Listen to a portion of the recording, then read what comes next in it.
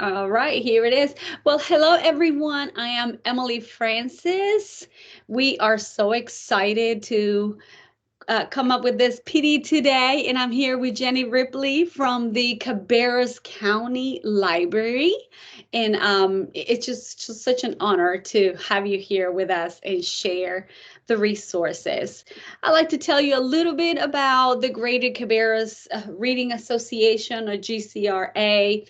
It's just a group of individuals who are dedicated to promote literacy in Cabarrus County. We provide literacy for children. We provide PD, professional development for teachers, and we're just all about books and reading.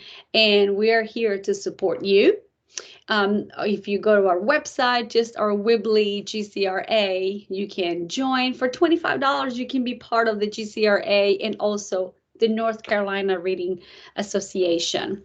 But today I am here because we have partnered up with the Cabarrus County Library, and we're part of the Spring into Reading Fun. I already signed up my daughter. He has joined through using the app, and we want to hear what resources the library has. So I hand it over to you, Jenny. Thank you for being with us. Yeah, of course. Let me go ahead and pull up my presentation. We'll get started.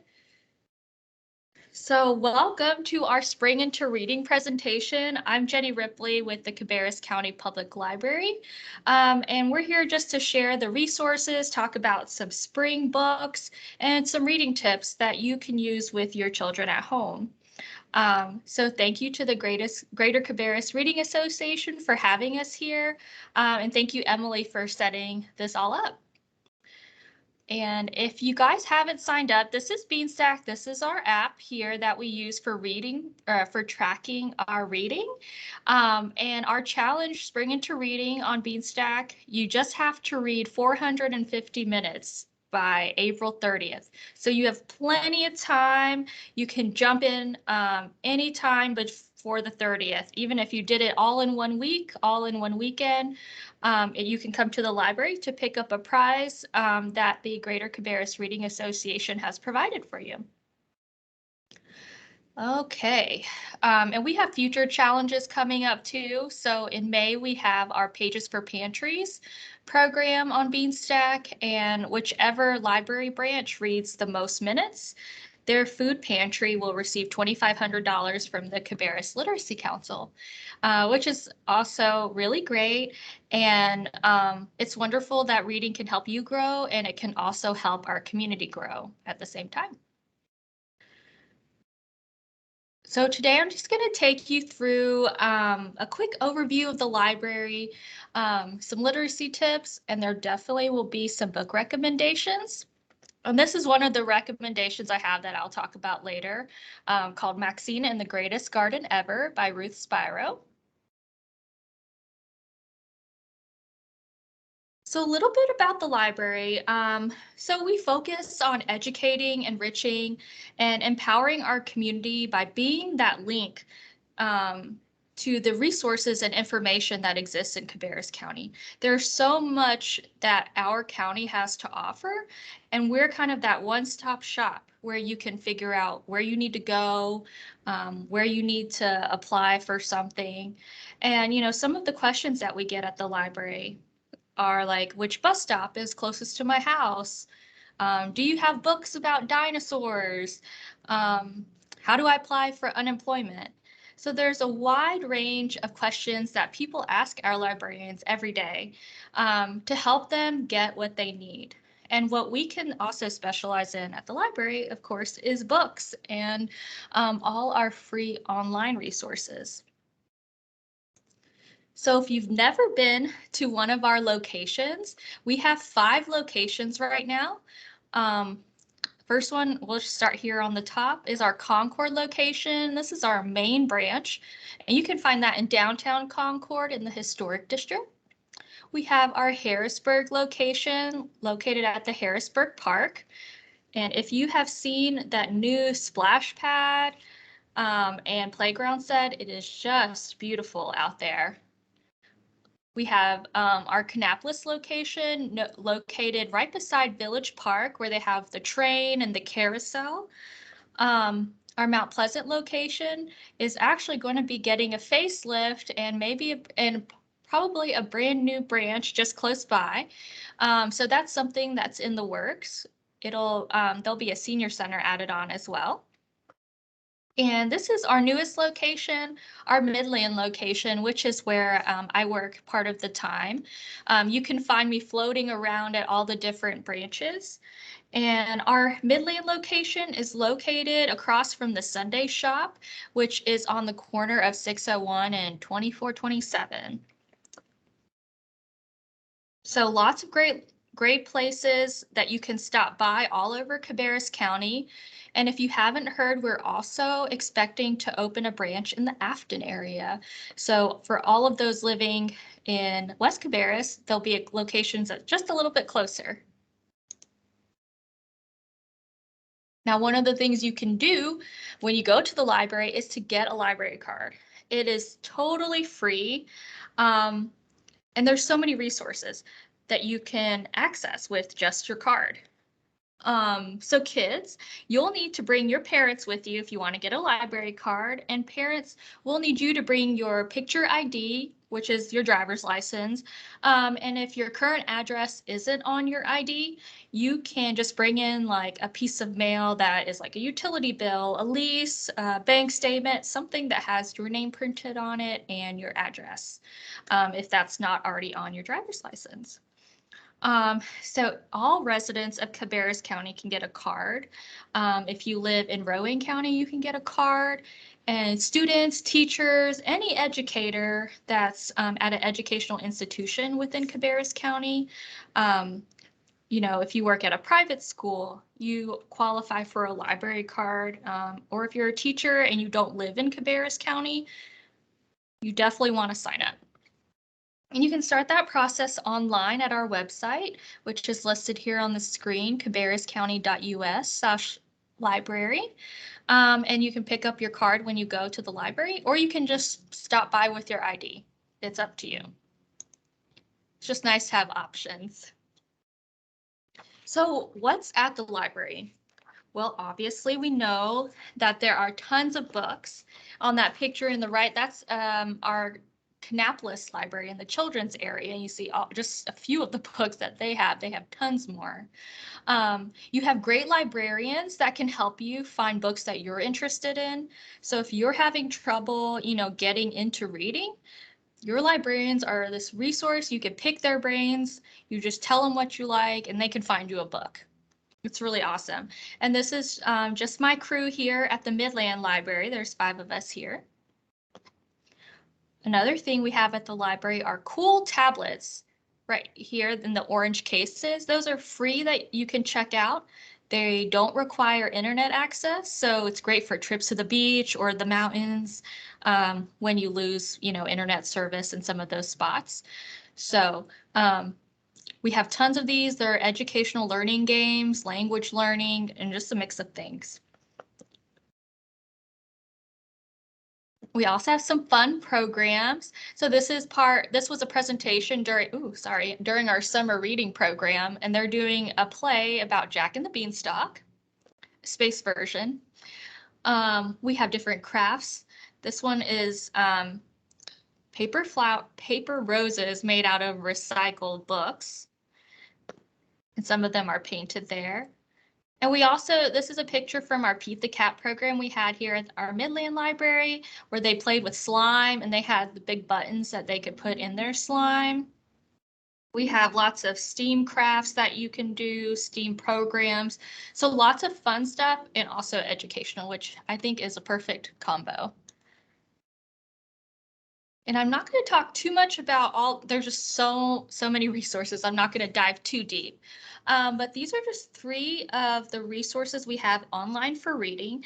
So if you can't get to the library as often as you'd like, you can get to it through your phone. We have a library app. You can just go to your app store and search Cabarrus County Library, and it'll pop right up where you can search for books. And we use the Libby app here in Cabarrus County. So you can add our library here, and these are just the checkout periods.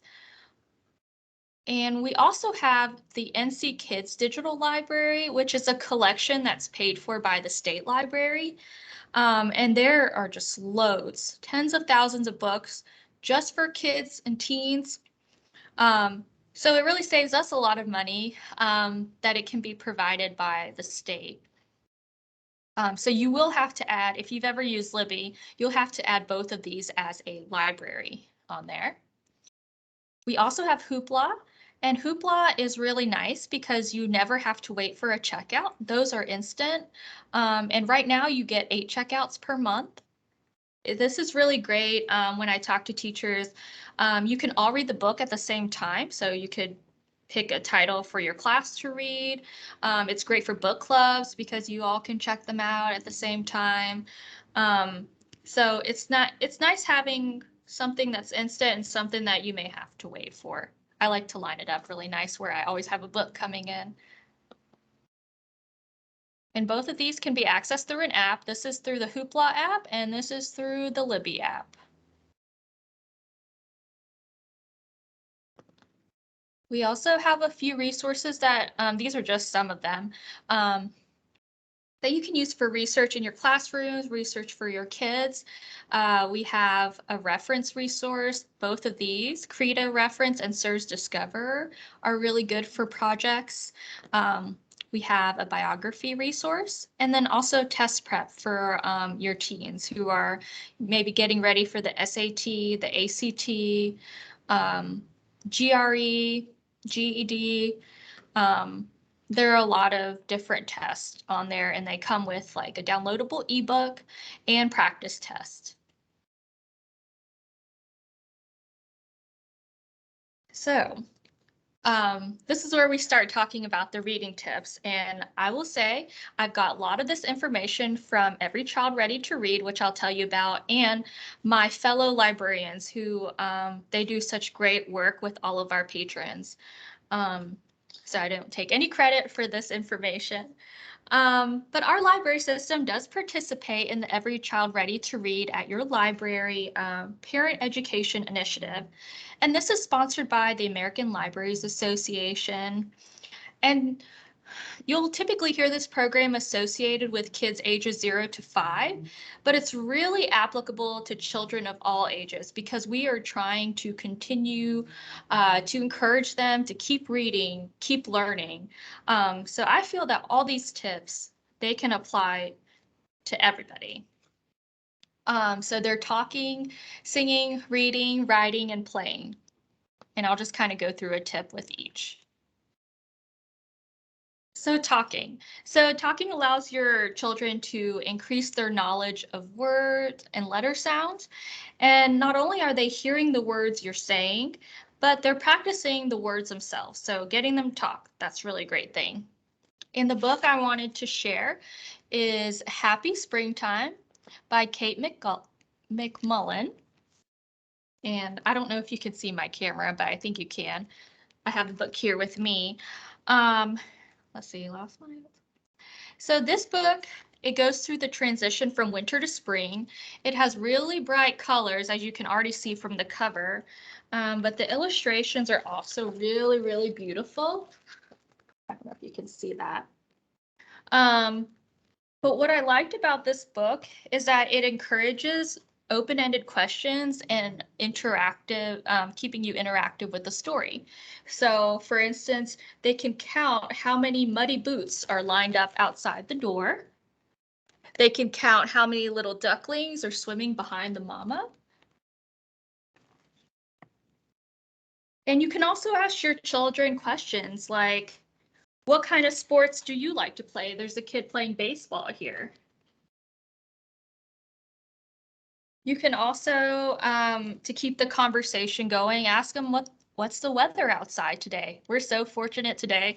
The weather is just so beautiful, and I know that we're all eager to get out and enjoy that.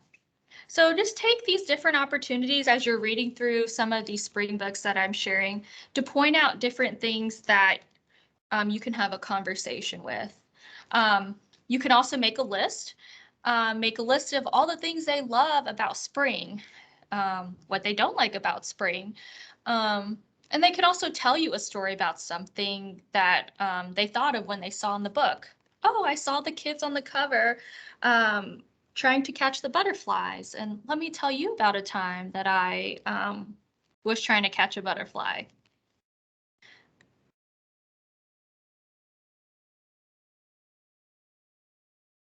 And if anyone has any questions, feel free to let Emily know. I can't see the chat or anything, or you can just speak up. Okay, singing. I do love to sing. So let me get my notes here. Singing increases the understanding of sounds that words and letters make. And they can also hear those similarities between words. So think about rhyming. And that's why I wanted to share this book, Pete the Cat and the Itsy Bitsy Spider. It takes the very famous book character, Pete the cat, and then a really familiar song that a lot of children have grown up singing, or they've heard in school or heard somewhere. And I like that it takes, here's Pete with the spider. What's going to happen? And then it starts the song. So you can, be reading and then suddenly you'll start singing the Itsy Bitsy Spider. This is a really great book, to get kids interested, having something familiar, even whether that's a character or a song that helps with, those words and letter sounds. It's really great. I would highly recommend Pete the Cat and the Itsy Bitsy Spider, and other books too that include songs. Another tidbit, you can also rewrite songs. So I really like The Wheels on the Bus. It's something we do a lot at story time.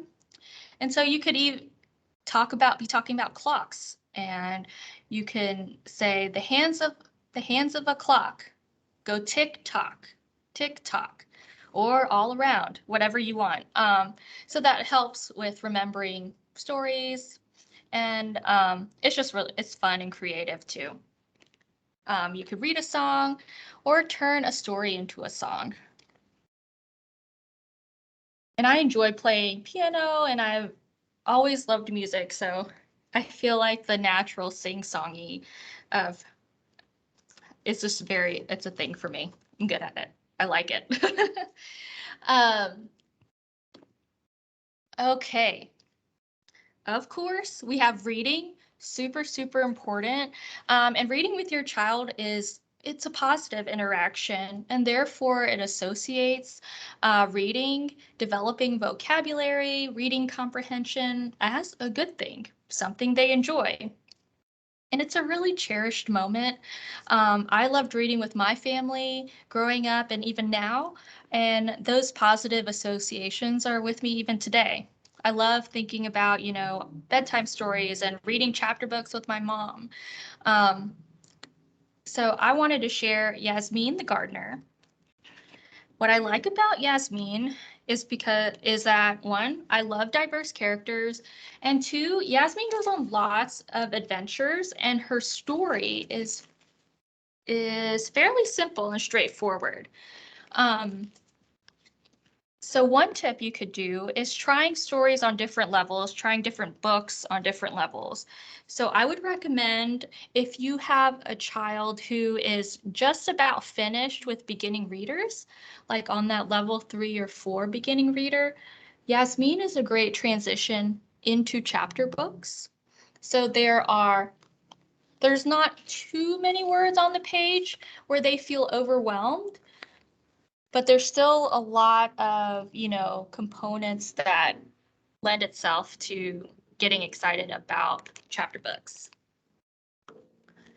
And one thing that I like to tell parents, if you are done with beginning readers, but you don't want to get into books that have just covered in words, because that can be kind of overwhelming for kids, you can try the Branches series from Scholastic Books.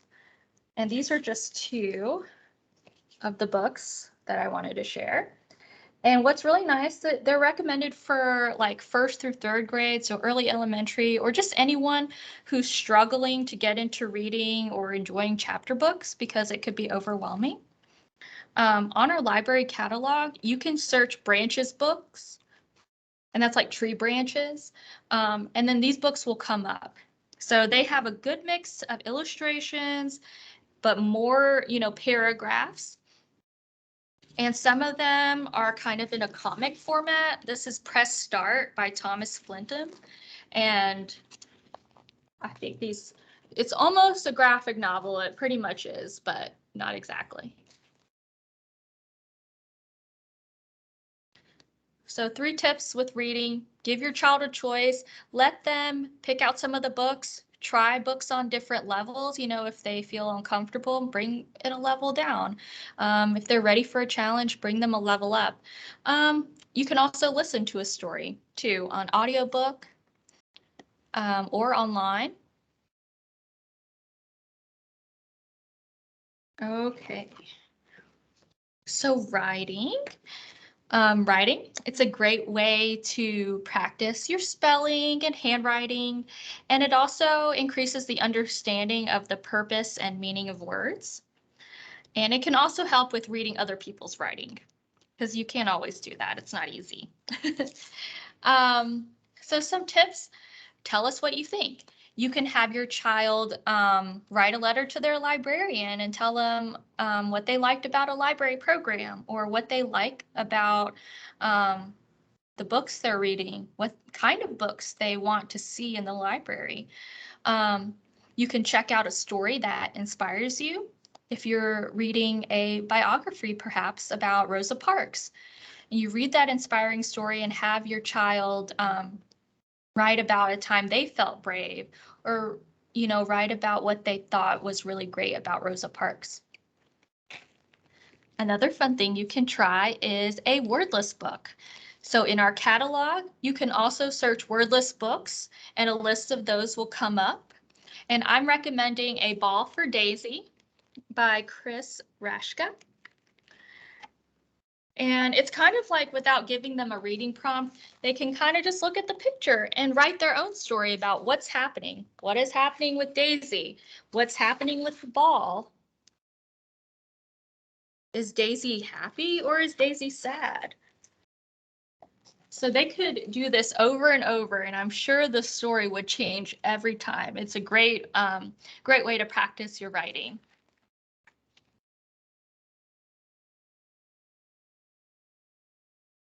My personal favorite, playing. I love all the activities we get to do in story time, and that's when I get the most pumped. But playing, it builds confidence and oral skills, and it helps develop understanding of how words stand for concepts. So we're talking about books about spring, about growing, gardening. And so the way that you can act these out is you can take your child and start a small garden. You can even take care of a plant. I'm a big fan of Joanna Gaines and everything Magnolia, silos, everything. So she came out with a children's book that talks about their journey as a family and how they started their garden. And it started with one small potted fern. You can see her husband Chip there. And what I like that they, all the kids are involved, and so that your children can see how they can be involved. It talks about failures in gardening. So sometimes not all your plants will grow. Sometimes you have to troubleshoot that problem. And they work really hard to get this garden growing. And then they see the benefits at the end after all their hard work, all the flowers, all the fruits and vegetables. It's a really encouraging story and really gets you excited about gardening. I don't have a green thumb, but it's something that I would love to do. And this is where Maxine and the Greatest Garden Ever, I had that on a different slide. This one is by Ruth Spiro. And this one is a more it's more of a fun story. They have a different kind of garden, and I love the way that they labeled their garden. So they have a bunny buffet where all the carrots are. They have a chipmunk cafe, a squirrel snack shack. So this was a really fun and more playful take on gardening.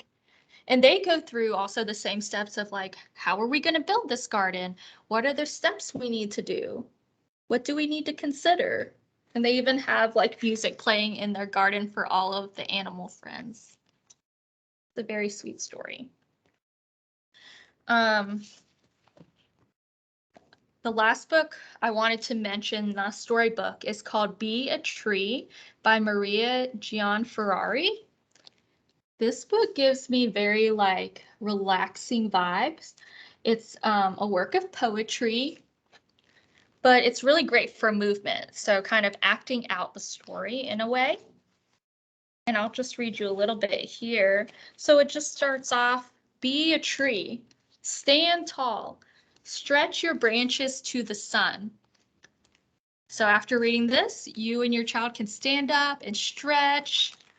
And this book is really great. It compares our bodies to that of the tree as we are stretching our arms, our branches up. And it also brings in, talks about, you know, the science of a tree, how they get water, and talks about how all the trees come together to be a community, like all people come together to be a community. So this is Be a Tree by Maria Gianferrari. Very great story here. And kind of adding on, you can play a literacy game or check out an interactive story. So one of the things we have at the library is called Wonder Books. And Wonder Books are pretty much, they have a little player in here where you hook up your headphones or you can listen to it out loud. You can read along with the story. So we used to have like CDs in books. Now we have them where there's just like a little playing device in them.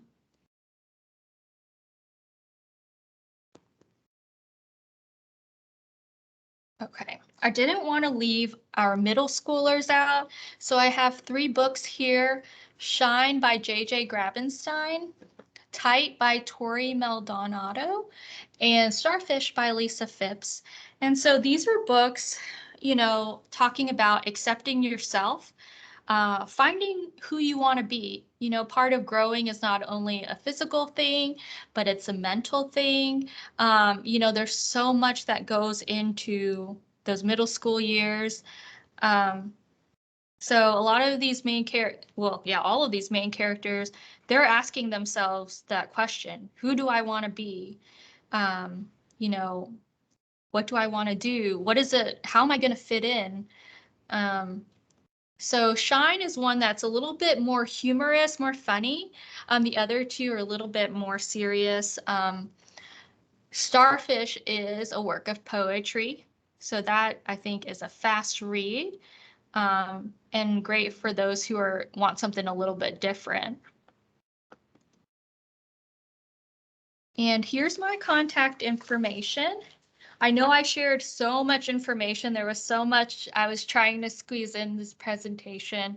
But at any time, if you have any questions or you want us, the library, to come to your school, to your classroom, you can just shoot me an email. This is all of our social media on there. So thank you guys for having me today. Wonderful, wonderful. Thank you so much. You know what I really love about this is that it's not all about holding a book and reading, but there's also writing, playing, singing. You know, there's so much that comes along with literacy. So sometimes parents think that it's just a matter of sitting there and flipping a page. And it's not that, you know, so I'm glad you mentioned all of those things, those resources, those books that you can plug into your headphones. I know, What? they're so Martin, great. Shannon, have y'all heard about those things before? Oh, I haven't. Can you hear me? Okay.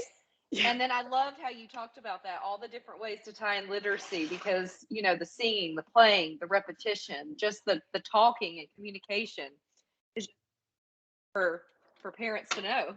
Yeah. Exactly. Yes. So thank you so much. And of course, all the activities and events you have at the library. And myself, I always go and you go to events, right? And then you register for those events and then you get an email notification. So be sure to do that because those events are fascinating. My Hannah loves going to those events. The staff work really hard to make sure there's a lot of fun and a lot of education together. So they do a wonderful job. For sure. Yeah. All right, Margaret, Shannon, do y'all have anything you'd like to share? Anything you'd like to tell us? I'm Shannon, and I remember you from last year with GCRA. So it was so nice to see a familiar face again. And we just Yes. appreciate your continue to partner with us and to think outside the box and to let us help you. And so thank you so much. Yes, thank you so much for sponsoring our reading challenge for March and April. It's really exciting. Yeah, we are excited too. I think so far, guys, there are 25 kids who are signed up. So we're going to keep promoting it. We're going to keep sharing it. Maybe our librarians at our schools can share along about this reading program because we're gonna get kids reading and making sure that that literacy is spreading out in our district. Margaret, how are you? You must be exhausted after the conference. Shannon, you too, right? Yeah, we just got in this afternoon.